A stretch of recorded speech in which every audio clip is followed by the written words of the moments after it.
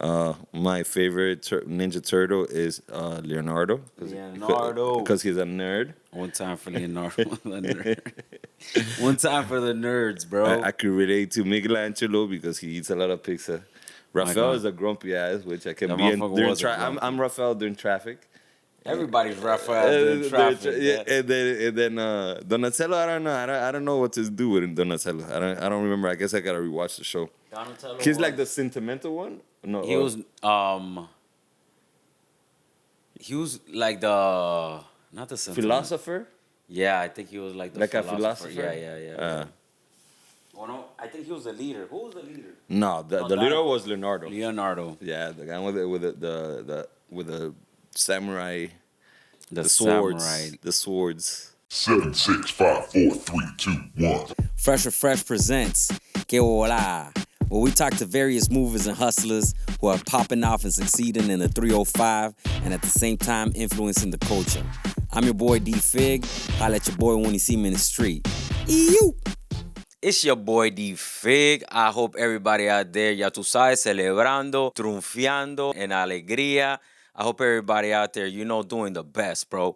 In this episode, we sat down with my dog, 131 Gustavo Oviedo. Gustavo is an immigrant from Latin America, Europe, all kinds of places. Like, honestly, buddy been all over the world before he touched down here in Miami-Dade County. Throughout that entire experience, he's been doing graffiti, and now his art has evolved to abstract art, which is dope AF. I hope everybody goes out there and check it out, GustavoOviedo.com. Without further ado, let's get into this, man. This was a dope, insightful talk for all the creators and entrepreneurs out here. Ya tú sabes how we doing it, baby. Let's get into it. Listo. Yo, so we are in another episode of the Que Bola Podcast.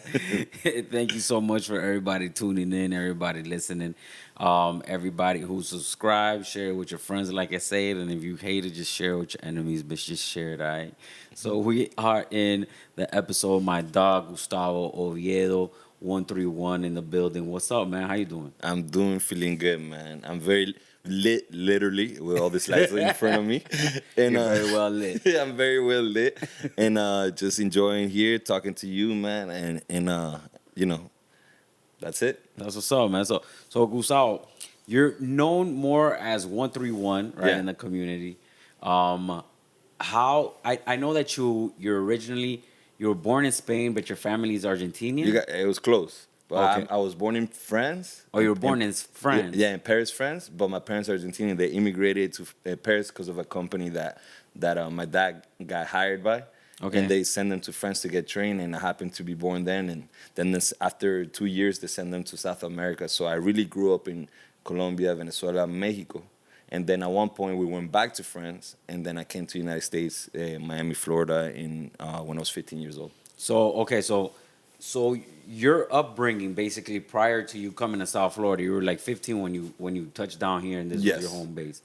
But prior to that, so like all your experiences as a kid, were, you said, more in Latin America and in Europe. Yes, that's correct. So how do you feel that like mix, esa mezcla de diferentes Oh, culturas, like it was a influence? huge influence because when you move so much from country to country, you learn to adapt a lot because you have to restart from zero. Yeah. Especially as a kid, you get attached to your friends, and then like the next place, it happened to be another language, and so you kind of have to adapt in order to just live your life. And at the same time, it gives you a lot of perspective, and you by experiencing life in different cultures. Yeah. And then once I got to France, that's when I got introduced to graffiti and hip hop. Yeah. One of the at first I would only listen to French hip hop. That's what I was into because that's why I was available as a little 12-year-old kid.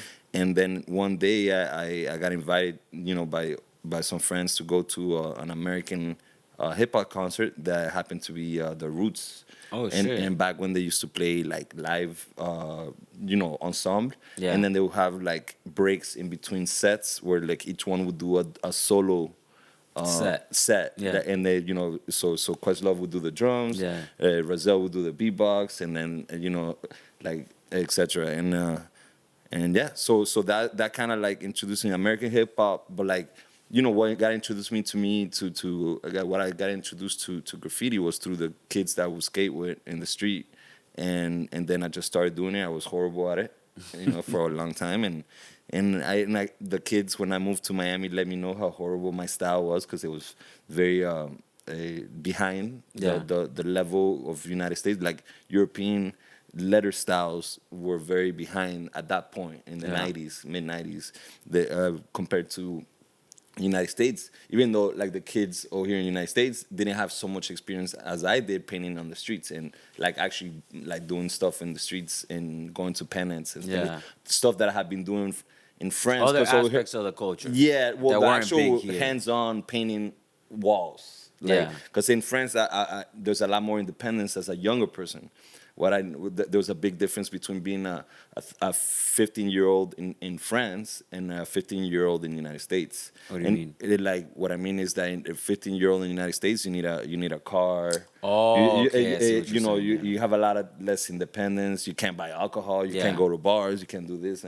Like, it's not like I was hanging out every day in a bar in France, but over there, if you wanted to go meet up with friends just to talk and have a beer at the bar, you could actually do it at 15 years old. No, it's different aspects like of different cultures that you were experiencing. Yeah. So you longed for that because when you got here, of course, out here it's not like that. That exactly. And no, here it was, and remember, like, again, starting from over, not knowing English that good, not having friends, so it's like Having that whole. to adapt to the culture. Graffiti was my way to kind of integrate into United States society, or like high school, and society in general, and learn and adapt, make friends. My first friends actually lived around this neighborhood, more towards that way. Yeah. And they were all graffiti writers, Cuban kids that were doing graffiti, and those were the first people that still hang out to this day. I was hanging out with them last week and yesterday, and those were the first people that actually kind of brought me in and showed me how things work over here, because things work. So through the cultures that you actually gained new friendships. Through graffiti, I was able to adapt to the United States a lot faster, probably, or a lot easier than I would have if I didn't do graffiti. That was a door. That was a door to open up, to make friendships, and kind of like. Even if you didn't know the culture, you knew how to like draw, and that like somebody else was like, oh, that's pretty cool. Oh well, no, I knew graffiti. Yeah, but I wasn't just good. I wasn't that good. But like the fact that people were letting me know that I wasn't that good at, made me, and the fact that. I didn't have that many like friends or that many things to do when I first moved over here, because I was, basically going to high school and then going home. What high school did you come to? Corrugated High School. Oh, right by over here. So you literally landed around here. Yeah, exactly. That's what I'm saying. Like that's why I'm saying like all the graffiti writers that we hang out with were from this area, and a little more towards the airport. Okay. And so then you land here, right, after having all those experiences from international places. Like in Europe, France, and Latin America, Mexico, Colombia, etc. You start doing the graffiti. You get a new group of friends. When you start doing graffiti as a creative expression, what was it that, like, who was inspiring you to say, like, this is something that I wanna create something similar to this? Like you said, you were only listening to like French hip hop for a minute, and then you heard the roots, and you're like, damn, that's hip hop. But then it opened me up to Far Side, to Outkast, and like ATLiens. I remember ATLiens album was like the first thing that was like, oh my god, this is crazy. There's so much better than French rappers. But no, so the competition, like people telling me the sport, like graffiti is more like a sport than an art form to me. So the fact that like other kids in high school were like telling me, they were dissing you. They were dissing. They're like, you're whack, you're a toy, this and that. I'm like, oh yeah, like so I just and the fact that that's all I would do, because I didn't care about the classes. I would just to the point that I would draw on the black books, and the teachers would give me they would give up on teaching me whatever class it was, ceramics. Not all the teachers. Some people I had to adapt to whatever, but a lot of teachers were like American history, like they would just give me an A for doing a black book, because he liked graffiti. Actually, Mr. Garcia, shout out. Like he later on became the principal. Oh shit! So actually, he became the principal later on, but he would give me a I'm probably gonna get in trouble with him. Come on. It's all good, bro. So he would give me A's just to do a black book, like meaning like pieces Yeah. on my black book, Yeah, and then the ceramics, Miss Stapleton. Yeah. You know, and the funny part, and this is a good story to tell, is like Miss Stapleton, the ceramics teacher. She loved the graffiti so much, like that I didn't have to do no ceramics. I was just doing graffiti. Yeah. All she let me paint inside the classroom, outside, and then she put me in AP class.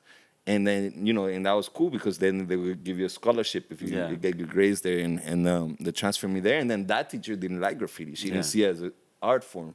So she kicked me out after like 2 weeks because I don't know how to draw. Like, if you ask me to draw your face, I would I don't have that talent. Yeah. That's not my realistic art. type of art. That's not my type of art. That's why I'm an abstract artist. Yeah. Or a Yeah, I graffiti mean, artist. they hadn't gotten at the point. Yeah. But I mean, so that's what like. So but the that was good. competition of graffiti. That's again just like the kids that tell me that was whack. Yeah. Like her telling me I wasn't supposed to be an artist or that I wasn't good enough to be in her class. That I used that as an incentive to keep on getting better at graffiti. So by the time I was 18 or 19, I was really good. You know, I was painting, you know, all over, you know, what's now Space and that whole area. Back then there was no clubs, it was all industrial. But they were turning into like what would become Space over there. And I met those developers when I was a little kid. And then those developers let me paint all of it. So when I was from 19 to 22, I was basically having like 14 graffiti productions, which is like big murals all over that area. And I was really starting to make a name for myself as very young. Yeah, at a young age. At a young age, because I already, like, you know, like from 15 to 19, all those incentives, like, just made me, like, just speed up the process that I was really into graffiti very fast and got good, you know, fast. And that's probably the reason that, you know, by my mid-20s, you know, like a little later 20s, I was already, you know, evolving towards other stuff, like, which was abstract art. So you touched on something earlier. You were talking about like some teachers in your high school when you got here. They were like they liked your expression in as a creative, right? How do you feel? Because I bring this up because currently they're censoring certain types of arts in the schools now because certain bills that they don't want to expose kids to certain things, right? How do you feel about that as an artist? You know. Well, that's what I was dealing with. The choices that the teachers that supported me, their choices, their personal choices. Yeah. As an institution back then, graffiti was looked down upon too. Yeah. You know, like, I mean, like, in general, like, I mean, like, you know, if whoever was doing graffiti in the bathroom or anything like that, like the security. So I'm used to that. But what you're talking about, what I think you're talking about, is more like the literature and certain themes that. But even visual like that arts. censorship, it sounds very communist. Like, honestly, like, which is you know, ironic because Florida is supposed to be a very anti-communist, like. But that's just my opinion. You know? Yeah. No, I mean, it's crazy. Like, you shouldn't, like, people should be able to express whatever they want. At the same time, I do understand the parents' sense of control over what happens to their kids or what their kids are listening to and everything. I think that's important. So there has to be a balance between those two things, I guess. Like, but I mean, do you feel that the state should come in and say like, yo, you can't put on this drama? Or you can't write this literature, or you can't draw this picture. It's a very gray, there's a lot of shades of gray there, because you know, there's certain themes that are like that I think young minds are not ready to fully comprehend. Okay, but I do think that every voice should be heard. From the moment that it's within the reason of comprehending that what age your audience is. All right, so okay, like the same way you have PG-13 movies. I feel the same way that you have parental control things, or parental advice, or something like that. Like, I think that obviously, like, that's something that I thought that was already handled though. Yeah. Like I thought that high schools already had that. I think that the status quo was pretty close to like normal, or what it is. Yeah. I think that lately there's been like more restrictions and more emphasis into that. But, you know, honestly, it's a theme that I'm not fully qualified to talk about. Yeah, But that's my I mean, opinion. but as an artist, you still have an understanding of like wanting to express yourself, and then Well, yeah, that but I also that know my limits. I mean, obviously, like, all right, so let's imagine I was a figurative artist. Okay. Right? I'm not a figurative artist. Yeah. Like, the thing is that I bypass a lot of those issues by doing abstract art. Yeah. Because abstract art is really in the eye of the beholder. I have Yeah. my reasons why I do it, but Yeah. and I talk about them. But Yeah. if you see something else, that's completely, like, out of my hands. Yeah. That's your opinion. And I love hearing other people's opinion, because that, in perspective, because I didn't think of that. Yeah. So I might even grab that and use it. I was like, oh damn, maybe subconsciously I would make that, but that's, so I bypassed that. But Yeah. let's say I was a figurative artist, and I was gonna paint, let's say a neighborhood like Coral Gables. Yeah. Right. Like, I might not paint, let's say,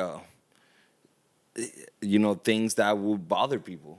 Like, at least personally as an artist, I'm not looking to bother people with my art. That's Some what you're saying. artists thrive to be on that. provocative. Provocative. Yeah. But I've always been like that, I think, because now I'm American, but Yeah. before being American, I was an immigrant. Yeah. So I've always been very self-controlled in terms of even talking. Like, even the fact that I'm talking about this political Yeah. school stuff is Yeah. a very new thing, liberty that I give myself. Yeah, that's crazy, dog. Because Because you're afraid La Migra's gonna come and get your ass. well, like, it's like, it's almost like, it's almost, you have this You gotta paranoia fear La when Migra, you dog. have a chance to get deported. I hear you. Like, you do have this You're like, yeah, you're paranoia like, in the back of your mind where you're not fully free to You talk stay your quiet mind. as fuck. You're like, nah, bro. I don't even want to talk about that shit. Exactly.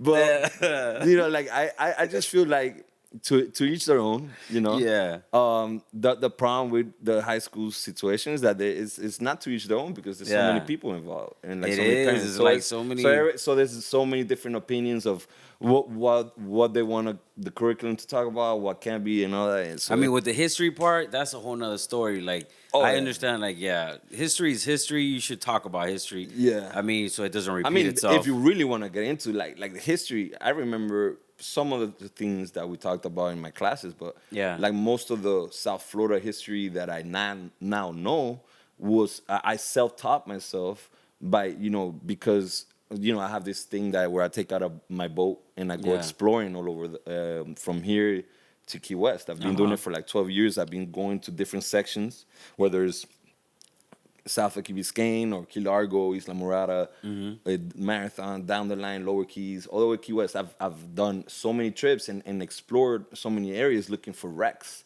and looking for like islands and learning about all the human beings that were living there before, whether it was like the Native Americans that were living there before the Spanish showed up, to whether it's the Spanish that showed up and had like shipwrecks like full of gold that they stole from South America or Central America, and then after that the pirates, and then the British, and then the Americans finally, like in 1820 when they bought like the state from like the Empire of Spain, and then the wars that they had with the Seminoles, all that stuff I've learned, but it was self-taught.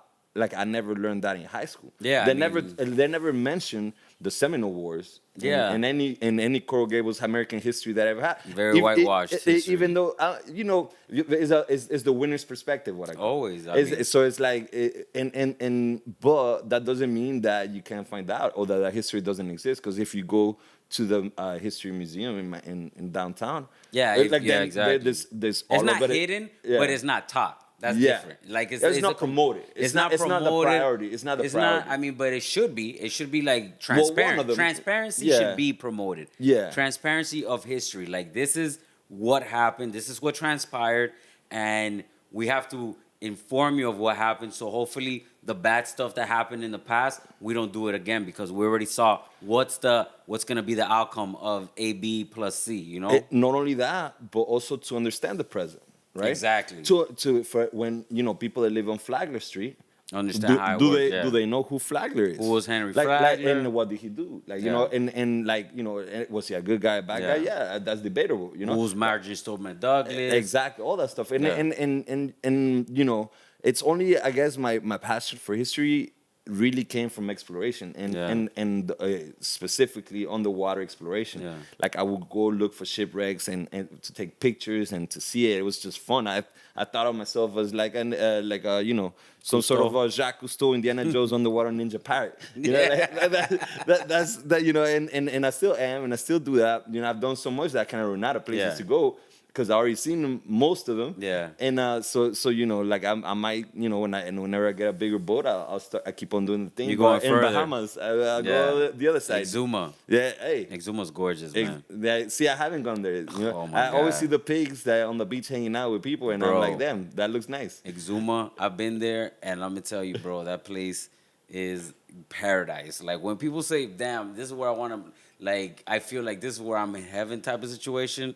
That place is gorgeous. It's just like It's just like everything about it is pristine and beautiful. You know what I'm saying?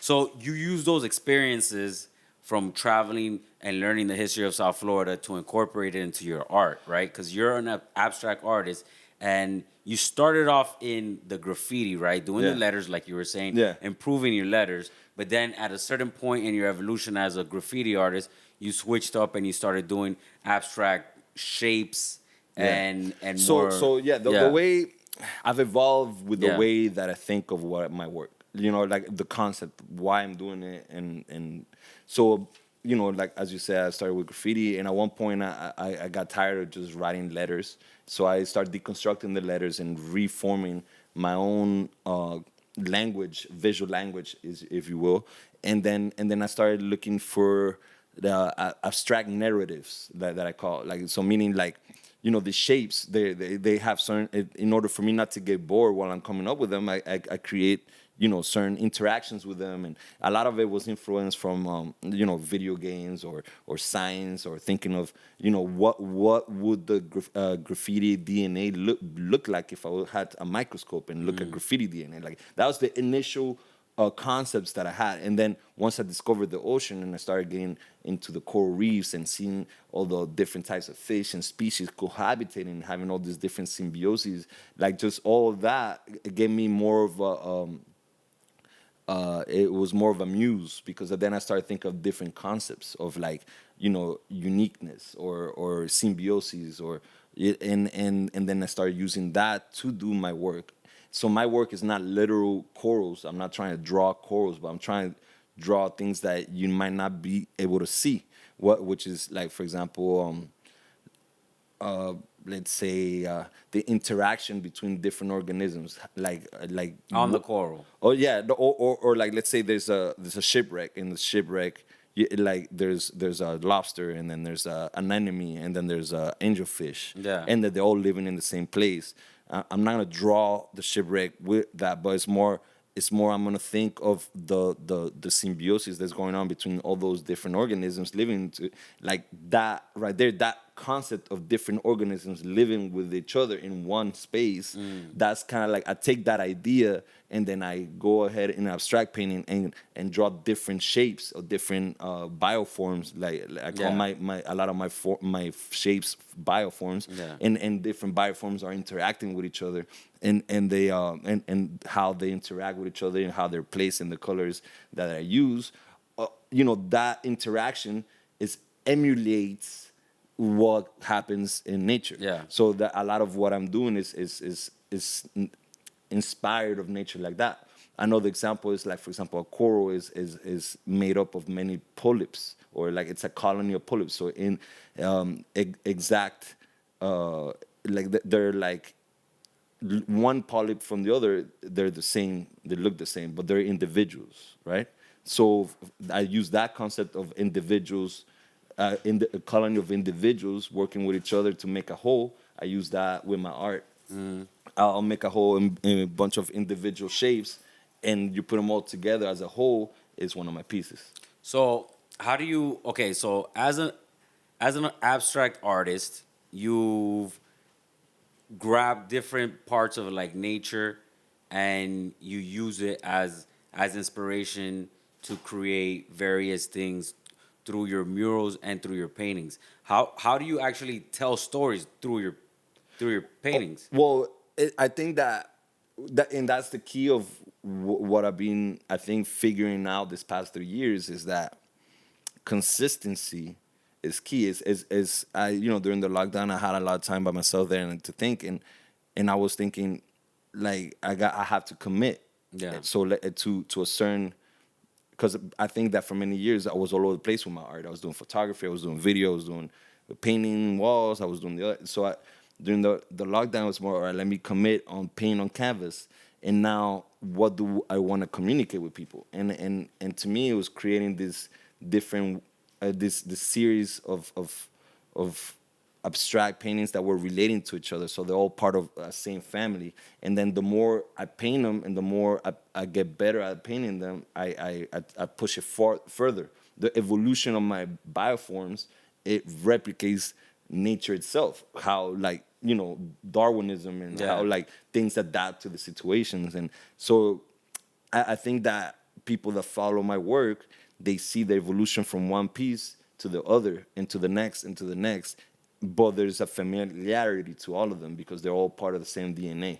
So that at the same time, I'm not particularly assigning specific meaning to my shapes. Yeah. Even though the titles sometimes hint at things, but I think that in order I'm really into the idea of creating work that's timeless.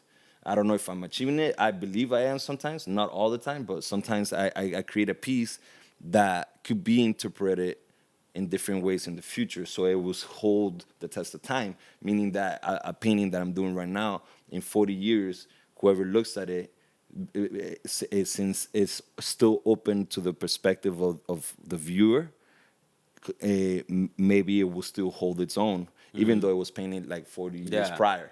Yeah. It's so it's really it's a blurry message that I'm doing. Yeah. But at the same time, it's been successful because people are consistent and people enjoy it.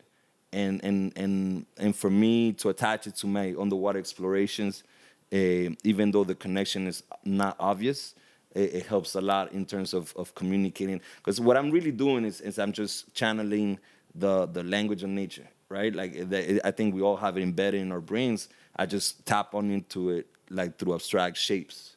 And okay, but you're doing it.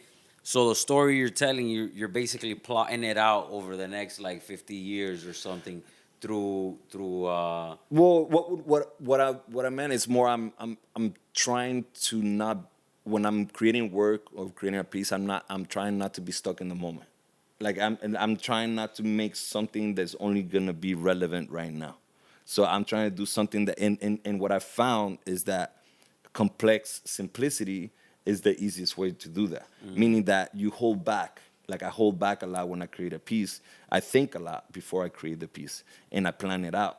And all of that is in order to reach that timelessness and uniqueness. That's like, even uniqueness itself is a theme of nature that I use in my work. Meaning, for example, me and you have thumbs, but our thumbprints are different, right? Every human that will ever exist and has existed, except if there's clones and stuff. Yeah. Except there's clones. But the thumbprints will always be the same. Yeah. Same with lobsters, right? So lobsters, their horns, they have patterns. Yeah. And each pattern is different from the next lobster, and it always has been since lobsters existed and will exist, right? So it's not something that is only in humans, or every human face is different. So that concept, that no matter what, somehow in nature, every individual organism is different from each other. No matter if they look kind of alike or whatever, we're all different. And we'll always all be different. Things go through nature's. That concept is nature's language, right? And that I try to, the same way that I do my bioforms, I do a shape. No matter, even if I try to replicate it, like, and make it the same, there's always going to be a little nuance that's going to make it different to each other. And if from one piece to the other, maybe they're similar, but but they keep on changing. They have little differences, right? That's one way that I communicate the nature's language. I don't know if that answered the question. No, I feel you. No, 100%. So you were earlier, before we were recording, we were talking about how, like, during the pandemic, you really focused in on that one thing that you're doing, right? And then this became your full-time gig, right? Yeah. So going at it, full-time artist, and now having to incorporate the business side of it, what's been like your biggest, I would say, challenge that you've had to figure out?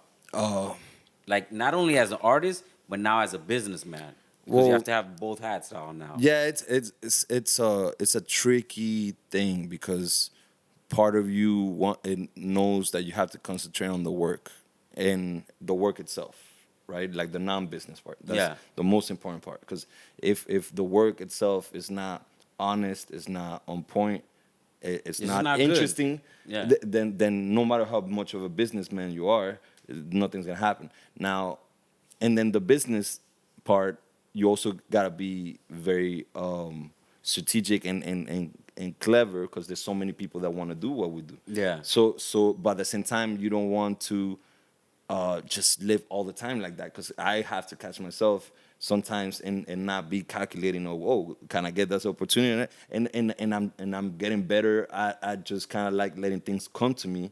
But at the same time, you can't just wait for everything to come. I'm not at that point where there's so much coming my way that I don't have to look for it. Yeah. It's a balance that I'm still, like figuring out, like between, is concentrate on my work and not worry about anybody and just wait for them to come, and then also going out there and creating situations where opportunities will come. Like, Yeah. I think the key of it is just always staying busy, being, and grabbing every opportunity and maximizing it. But And- all right, but the artist part of you comes natural. well, the I've been doing it for so long. Yeah, the And- artist part is natural. Yeah. It's second nature. The business side now is something that you've recently taken on full time, right? So like, what's the that's the thing is that I'm not really full time on the business because Yeah. I have a lot of people that believe in my work. Yeah. That they do that. Yes. Like, so I have different galleries Yes. or independent curators and that, or friends. Mm-hmm. Yeah. That find opportunities or hear about an opportunity and then they present me as an option, and then I think that it applies what I said. Like, if there's an option, you calculate, like, okay, is this something I want to invest my time trying to get, and also you have to be used to things not going the way you want it, like things not happening, like Yeah. people saying no, people not being interested. Yeah. Like, you just gotta like understand that your work is not for everyone, but if it's good work, there will be people that will pay you for it, or will pay for it. Yeah. It's a very what's the hardest import- skill set though that you Huh? had to learn? What's the hardest skill set? in general, or No, for the business. for the business.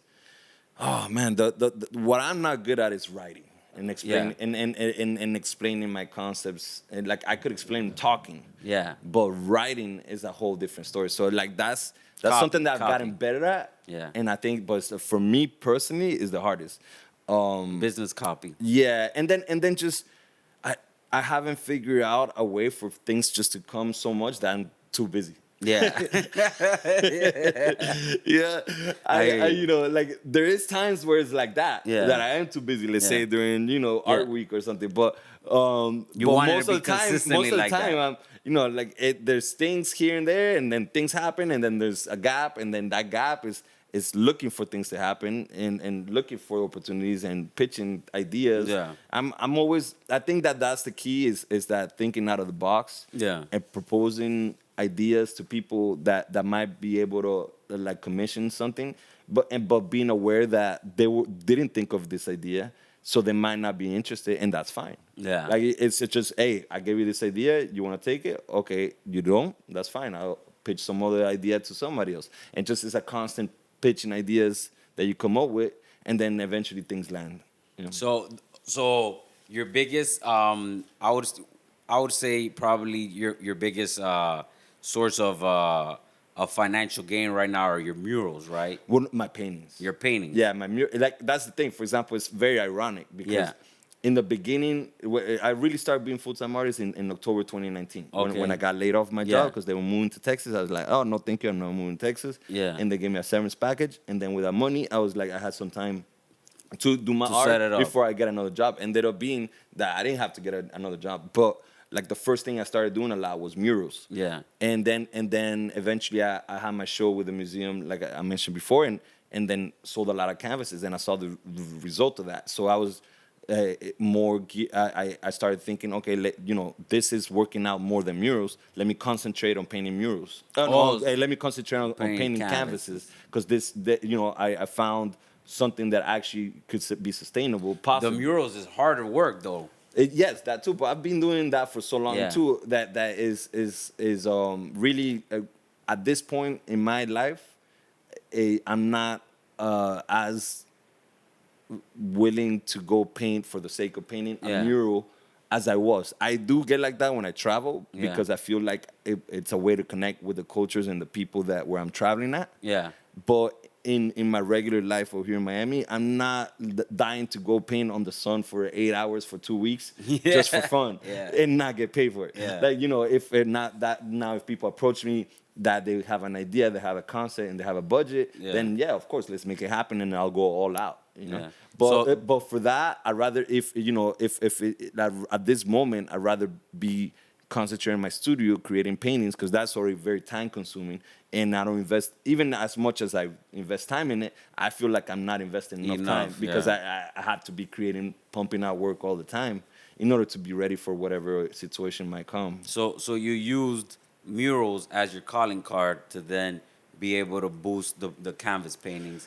Well, no, And- it's more. I use murals as it's a way to be out there outside the studio. Yeah. With people. No, but I'm saying when Like- you started off, you used the Oh murals. yeah, and well, that's the opportunities were coming. Like I started painting. Those are opportunities that were presenting themselves to me. Oh, Because I at feel that what you're point, saying. I didn't have the mentality of doing canvases all the time. I didn't have so many canvases. I didn't have that many examples of my work on canvas. So people were seeing examples of murals that I had done for the sake of doing, and they were, we want that in our hotel. Like, for example, the Standard Hotel. Yeah. Like the Standard Hotel commissioned me to do 3 murals. Yeah. First, it started with a small one in the coffee shop. They liked it so much that they got me to do other 2. Then after that was the Marseille Hotel, and then I got a curating gig, and then they had this restaurant called Chotomate on Lincoln on the Road. beach, yeah. on the beach. So they found me, like a middle person found me, and then I started working on that, and basically it was just coming to me. And then it's when the museum asked me to come up with enough work to fill up their gallery in the museum. It was When you focused time on for that. me to decide. Okay, let me produce all that work. And once I started producing it, I understood that I had never done that. I had never painted 40 canvases for one exhibition. Yeah. And then I understood that that's why I hadn't achieved what I wanted from prior in terms of like my work, maintaining it, helping me be the owner of my own time. Yeah, I mean, so you've basically like evolved to that point as an artist, though. Yes. Starting off with just tagging. Yeah. And street graffiti. Yeah. So within the tagging within the street graffiti world. Yeah. That's kind of like an incognito world, right? Because we touched on this earlier. Yeah. In that world, you're really actually like when you start off, you're really vandalizing places, right? Maybe you might find an abandoned place so you could go and express yourself in those places better, and you don't feel like you're vandalizing, but in reality, you're tagging, you're vandalizing everywhere. So I understand that side of the graffiti world where everything's bien calladito, right? Yeah. But what do you feel are like the rules and regulations unspoken of in the graffiti world that are now playing themselves out in the art world? Well, I think it's all the same thing, but well, I think, all right, I could only use myself as an example, but for me, it took quite a while for me to adapt to being more open to letting people know me better. It turns. What I mean is this: is that, As an for example, artist, just it took talking me a about long yourself. time to present myself as Gustavo Oviedo. Yeah. I mean, I've done shows before, but like with my name, and not done for a long time. But what I'm talking about back in the day, Yeah, right? like when you were I riding was in the when I was streets. like doing graffiti, and I would never use my real name. Yeah. And I wouldn't like to come out in pictures. Yeah. Like I wouldn't post my picture of me painting with my face. Yeah. I wouldn't make videos of me painting, like anything. Like if it wasn't blurred or something. Yeah. So I think that it's and it's funny because at the same time I'm doing my graffiti name for everybody to know me. Yes. So it's like I want you to know me, but I don't want you to know me. That's kind of like the graffiti mentality. It's like I want you to know my name, but I don't want you to know who I am, right? And in art, it's different. In art, is I want you to know my work, and for that, I have to let you know my name, and I have to give you a piece of who I am.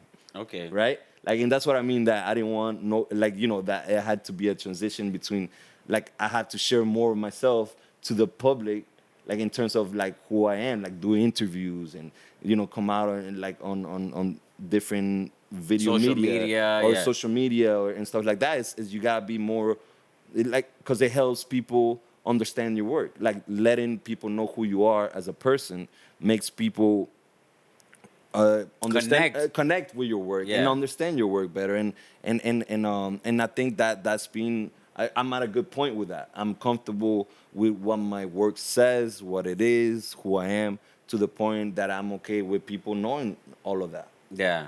And that transition that's a tough transition, because like people who start off tagging and writing and like really good artists in the streets, they come up with a name like, for example, like Aho sniffs glue, and or Dissum, or like or all the other like great artists that have started off in the streets in South Florida.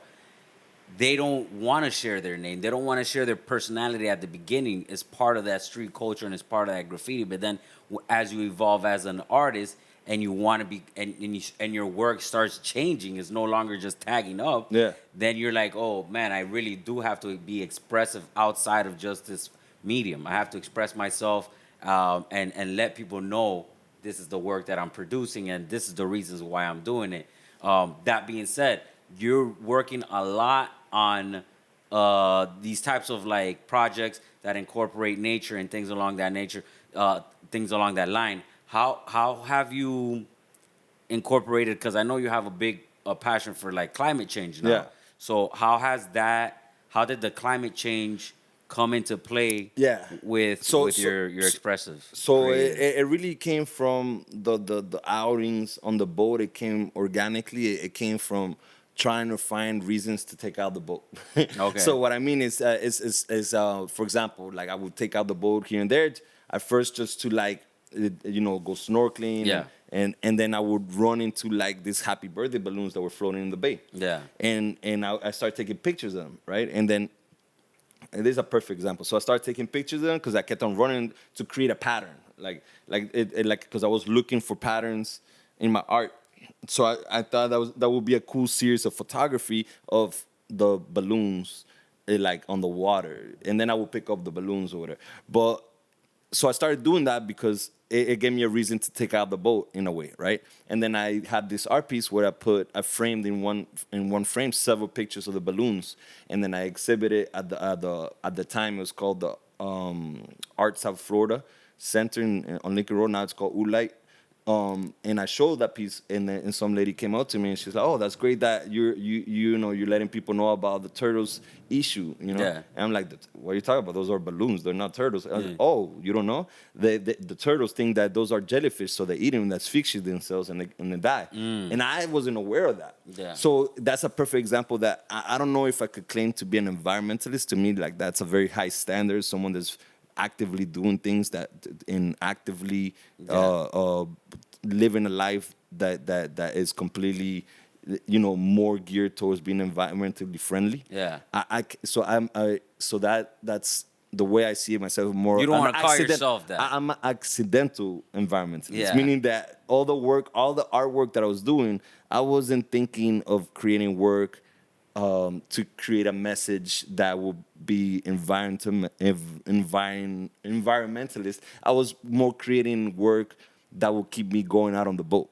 Like, so for example, another project is there's this old bottles, right? That I did an installation. There's just old bottles that found in the ocean that have all these like different marine stuff, Yeah. right?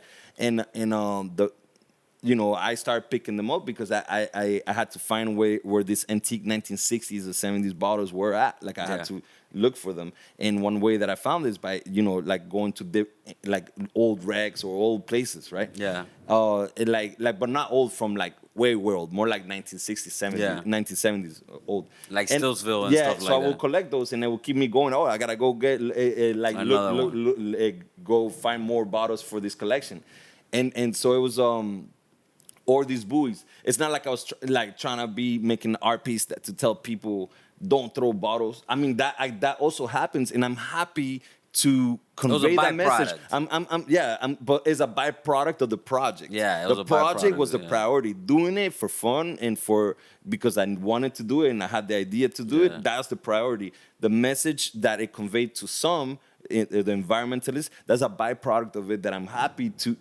I'm not against it, but that wasn't the main thing. Yeah, Like yeah, that yeah. I was doing with that. Like the main thing is to be out in the ocean because I love the Yeah. ocean. The Not- big thing was just to be in the water. yeah, exactly. Salt life. Hashtag salt life. That's Another what one it is the styrofoam buoys that get tangled in the mangroves, Yeah. right? I started collecting them because it was fun to go to these islands where the mangroves were like full of buoys. Yeah. And I would pick them up, and I did a whole sculpture that was hanging for the Museum of Graffiti exhibition, Symbiosis. They were hanging from the roof, and it made for a cool project. Now, it might think every day of environmentalist project. it might think every day of styrofoam is the most horrible material in the world, and I want to change the whole styrofoam industry Yeah. to stop making buoys and Yeah. make them out of something else.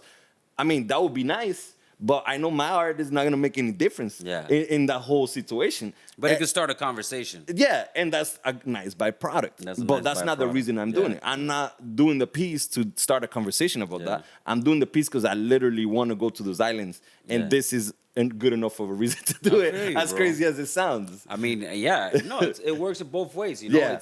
it's a beautiful project, right? Yeah. A beautiful installation, and the byproduct is that people get to talking about like climate change and all these various issues that we're facing here in South Florida. Yeah, I mean, ironically, before I started doing painting canvases, the bottle installation and the buoys were my most popular pieces that all kinds of curators were asking for Yeah. all the time. Like they would get picked up and like shipped somewhere and get shown, and then they brought back. Like it was like that's the most popular trash that I've Yeah. ever known.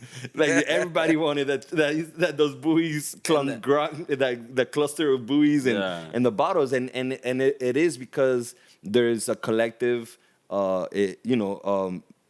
need for people to talk about that subject, understandably so, because it is an issue, and I do agree a with all huge all issue. the things that environmentalists. I agree with all of that. I'm just saying I'm not like Yeah. a fully immersed Yeah. environment. I mean, I buy bottled water plastics, Yeah, I one feel single you. use. I feel you. I buy it. Like I know it's bad. But you need it's hay que there, I'm resolver. thirsty, Yeah. and I'm gonna buy it. Like, Yeah, I feel you. Yeah.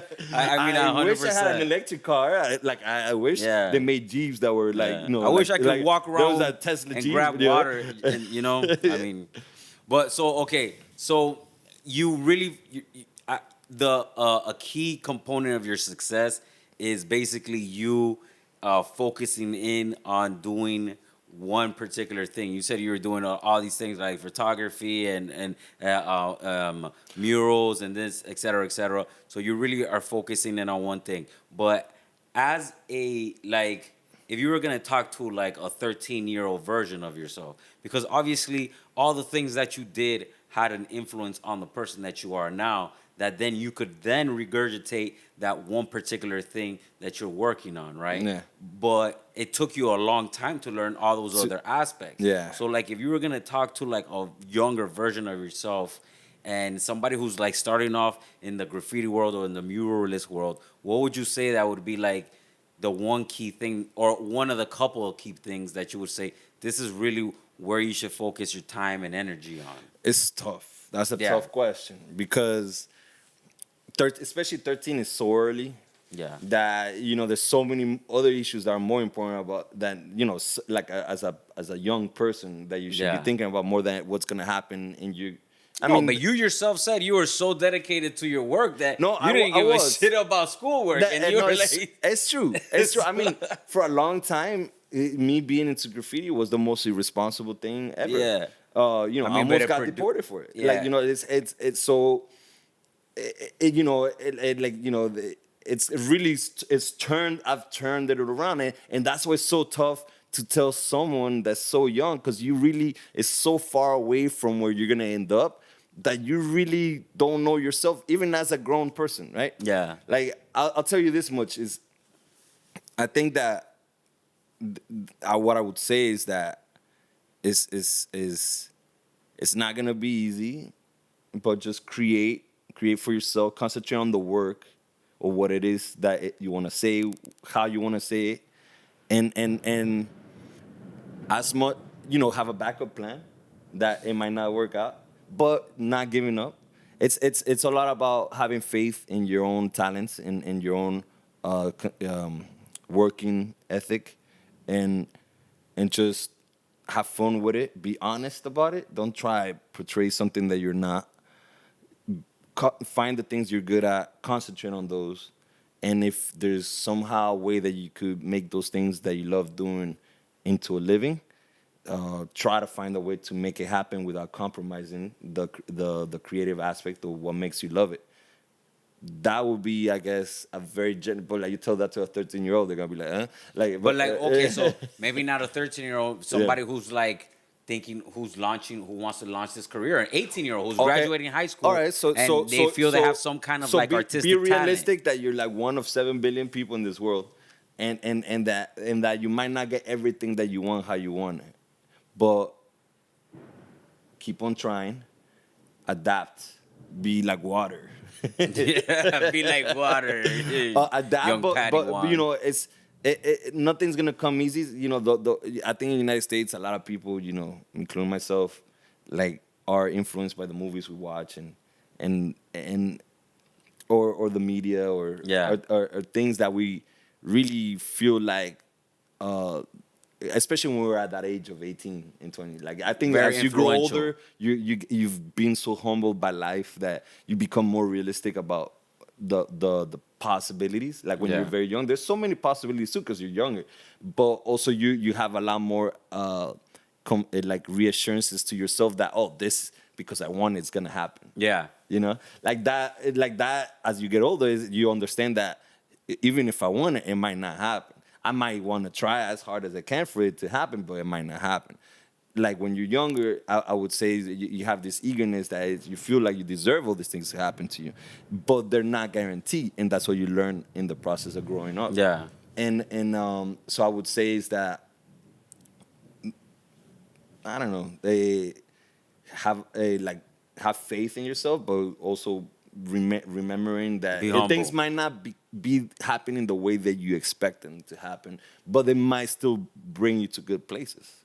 Like it might still work out anyways, and it does for a lot of people. Like, that's always so crazy. Like you, as a human, you always think like, because I understand what you're saying. Like when you're graduating high school or when you're just coming out of college, you feel like the road to success is just like a linear road, and you're just gonna walk it like fucking Dorothy down the yellow brick road. You know what I'm saying?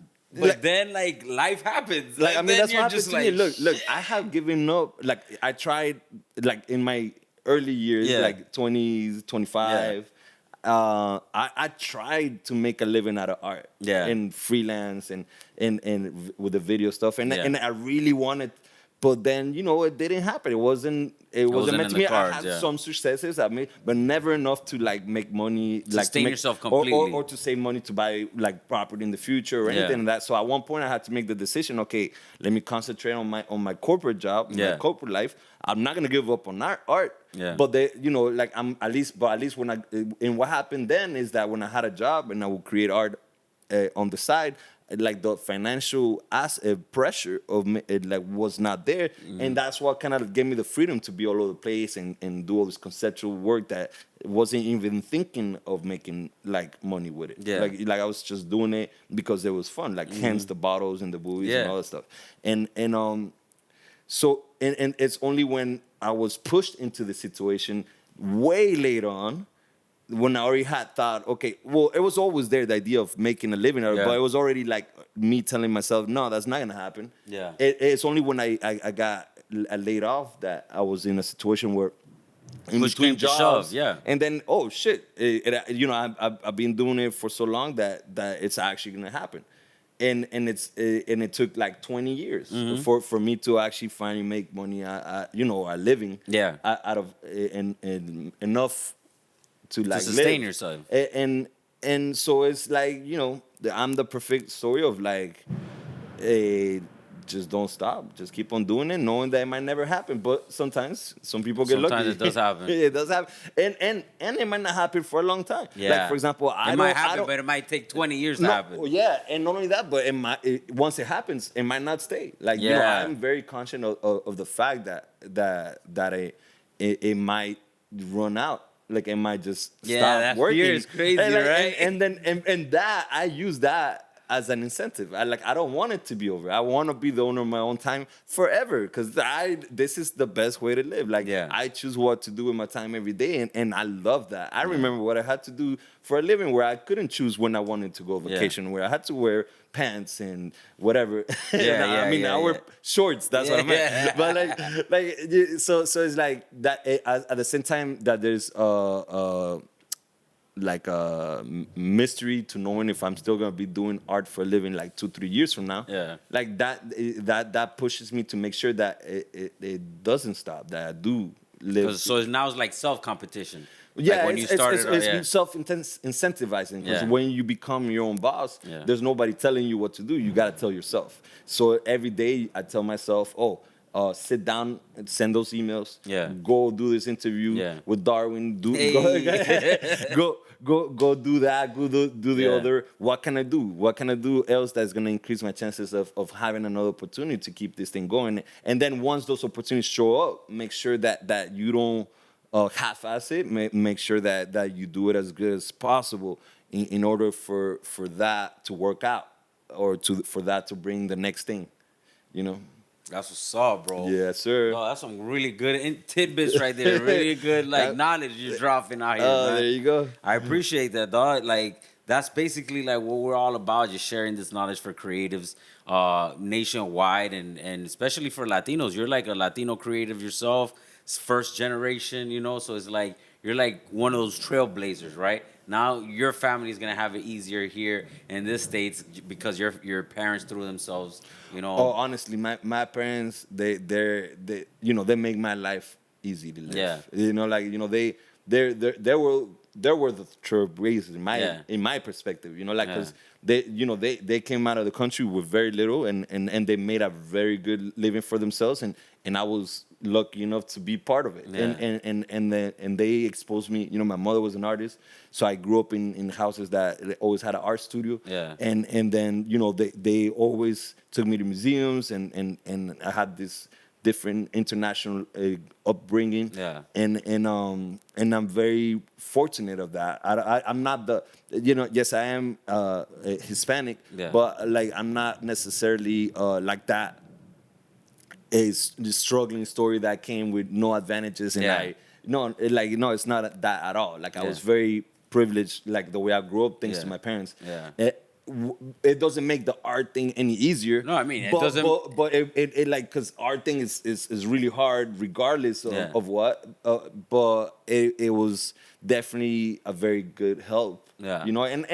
And I got it in my head because of them. That's Because especially my mother. She was an artist. I saw her. I would go her exhibitions when I was like 10 years old, and I would, and I would see how happy she would be when there was sales, that she would sell a painting and stuff Yeah. like that. And so I was very aware of that whole concept of painting and like making a living out of Yeah. it from a very early age because of what's her. up, bro. Well, thank you so much for coming through to the Que Bola Podcast. Thank you for talking to us. Thank you for sharing with us. If people wanted to reach out to you and want to see your art, want to try to commission something, how would they get in contact with you? I have a website where all my email and social media is at. It's Gustavo-Oviedo.com. And that's the best way to get at me. Gustavo-Oviedo.com. What's your IG handles? It's at 1_3_1. All right. At _1_3_1. What? At one? It's at one. Underscore three underscore one. one. Okay. I thought it was the underscore before the one. It's basically 131 with underscores in between. 131. Okay. At 131 underscores in between. All right. For sure, man. Thank you so much for having me. Bro. And I'm very proud to be part of this. Bro, thank you so much for coming on. It was very comfortable. That's what's I up, think dog. it flowed very easily, and that's because you're so easy to talk to, man. Thank you, man. I appreciate that. Hasta la próxima. Y'all be easy. Cógelo con take it easy. Share with your friends if you hate it. No, share with your friends if you love it, and share with your enemies if you hate it, all right? Peace. I want to thank Gustavo131 for sharing all his experiences, being so transparent with us, sharing those gems for those creatives and entrepreneurs out there. Tiene que seguir echando pa'lante, hermano. You know how it is out here, baby, one day at a time. Toda la riqueza no van a llegar de una, but they're going to get there, bro. Every third Thursday of the month at 8 o'clock on Jolt Radio. It's called Strange Waves. If you like what you're listening to here, it's me and my boy Lameba. We talk to music producers and DJs from throughout the city in South Florida who are popping off in the South Florida scene and also doing things nationwide. It's dope, man. And one time for my band, Oro Fresco, you know I gotta plug my shit, bro. If I ain't plugging it, nobody plugging it. Gustavo, gracias por venir. Gracias por darme tu tiempo. Thank you for, bro, being so real with us. Hasta la próxima, que te crezca. I love you guys. Peace. Entonces, parce, que hola contigo. Follow us on Spotify, Apple Podcasts, or anywhere else you stream your podcast. I'm your host, D-Fig. Oh, also, we're on YouTube. Listo.